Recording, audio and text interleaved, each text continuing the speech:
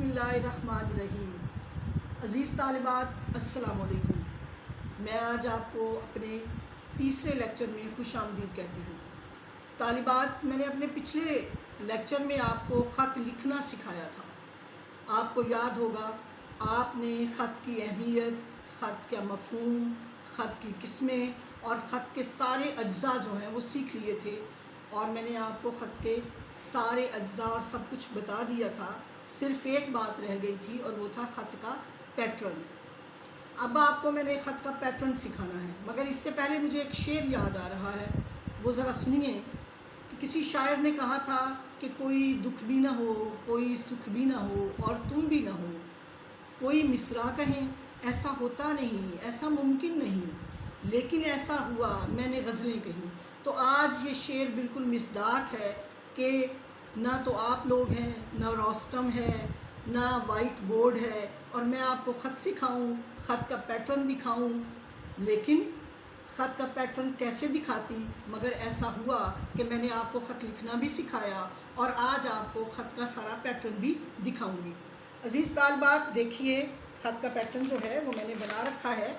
जैसा कि मैंने आपको बताया था कि सबसे पहले इंतहाई बाईं जानिब आप लिखेंगी अज़ कमरा इम्तिहान, उसके बाद शहर का नाम अलिफ बे जीम ख़त्मा और उसके बाद तारीख़ हिंसों में 23 जुलाई 2000 सन 2020 और फिर ख़त्मा। आप अपने भाई जान को ख़त लिख रही हैं या छोटे भाई को ख़त लिख रही हैं तो आप लिखती हैं प्यारे भाई, फिर नदाया, प्यारे भाई और फिर नदाया, उसके बाद अस्सलामु अलैकुम, फिर नदाया और इसके नीचे से आप तमहीदी कलिमात से शुरू करेंगी कि अल्लाह के फ़ज़्ल करम से मैं खैरियत से हूँ और आपकी खैरियत नेक चाहती हूँ वगैरह वगैरह। और उसके बाद नफ्स मज़मून, ख़त का नफ्स मज़मून जो है वो शुरू हो जाएगा और आखिर में इंतहाई बाईं जानिब वस्सलाम, दुआ गो, आपका भाई या आपकी बहन और मुतालिम साले दोम। तो मेरी प्यारी बच्चियों, अज़ीज़ तालिबात, आपके इम्तिहानी पेपर में, पर्चे में ख़त का पैटर्न यही होगा और मैं अमूमन आपको ये रिकमेंड किया करती हूँ कि ख़त हमेशा आप एक सफ़े से शुरू करें और उसी सफ़े के आखिर पर उसका इख्तिताम कर दें ताकि मुंतहिन की नज़र में आपका पूरा ख़त आ जाए और वो ख़त को पढ़ने के बाद आपको सही तौर पर उसको देखकर आपको नंबरात दे सके। तो अज़ीज़ तालिबात, ये तो था आपका ख़त। आज आपको महज मैंने पैटर्न दिखाना था जो मैं आपको अमूमन बताया भी करती हूँ, मगर पिछले लेक्चर में मैंने आपको सारा ये समझा दिया था, अब मैंने आपको दिखा दिया। लिहाजा आज हमारा ख़त का टॉपिक ख़त्म हो गया और आज हमारा अगला टॉपिक है इमदादी अफ़ाल। ग्रामर का टॉपिक है और आपके सिलेबस का हिस्सा है और आम तौर पर तालिबात बड़ी हरासा होती हैं और बड़ी खौफज़दा होती हैं कि ये इमदादी अफ़ाल क्या बला हैं, हमें आते नहीं हैं, इनके जुमले कैसे बनाएं और अगर बनाएं तो वो गलत हो जाते हैं, तो ये और वो फ़लाँ। तो आज हम इमदादी अफ़ाल पढ़ेंगे। अज़ीज़ तालिबात, इमदादी अफ़ाल जो हैं फ़ेल, इमदादी अफ़ाल फ़ेल की जमा, इमदादी अफ़ाल फ़ेल की जमा और फ़ेल ऐसे जुमले में असल फ़ेल की हैसियत नहीं रखता।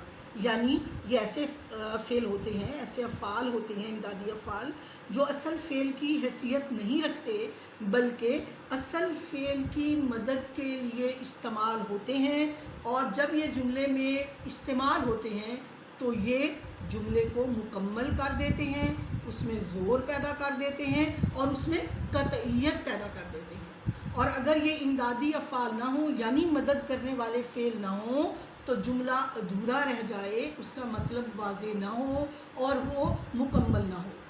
तो ये तो इमदादी अफ़ाल की तारीफ़ है। अब मैं आपको ख़ास इमदादी अफ़ाल बताऊँगी, आप लिखते जाइए। मेरा पूरा यकीन है मुझे कि आप अपनी नोटबुक और अपना कलम जो है आपके हाथ में होगा। तो आपको मैं ख़ास इमदादी अफ़ाल जो हैं वो बताऊंगी और फिर मैं आपको इनका इस्तेमाल जो है वो सिखाऊंगी। अज़ीज़ तालिबात, आना, अलिफ मद्दा नून अलिफना, आना। नंबर 2, जाना, जीम अलिफ जा नून अलिफना, जाना।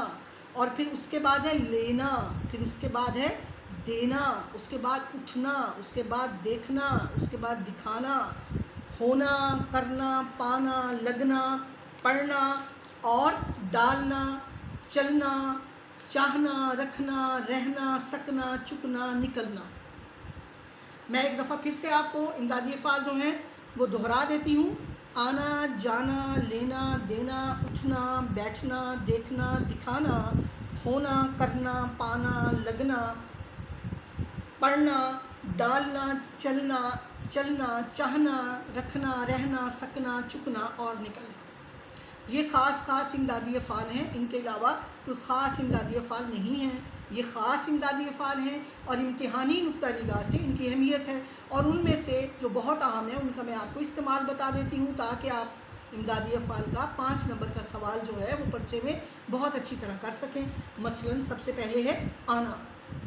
تو جب آپ اس کا آپ جملہ بنائیں گی تو اس کو اس طرح استعمال کریں گی کہ اصلی فعل کے ساتھ مل کر جملے کی تکمیل کر دے۔ کسی دن ماموں سے ملاؤ، کسی دن ماموں سے ملاؤ، جانا۔ رہائش کا مسئلہ ہو تو بے دھڑک ہمارے گھر آ جاؤ، رہائش کا مسئلہ ہو تو بے دھڑک ہمارے گھر آ جاؤ۔ لینا، اس نے کتاب بیگ میں رکھ لی، اس نے کتاب بیگ میں رکھ لی۔ دیکھنا، ذرا یہ ڈش بھی چکھ دیکھیے، دیکھنا، ذرا یہ ڈش بھی چکھ دیکھیے۔ ہونا، ہمارے گھر مہمان آئے ہوئے ہیں، ہونا، ہمارے گھر مہمان آئے ہوئے ہیں۔ لگنا، بچے مل کر شور کرنے لگے، لگنا، بچے مل کر شور کرنے لگے۔ اس کے بعد ایک اہم امدادی افعال ہے رہنا۔ میں بازار جا رہا ہوں، رہنا، میں بازار جا رہا ہوں۔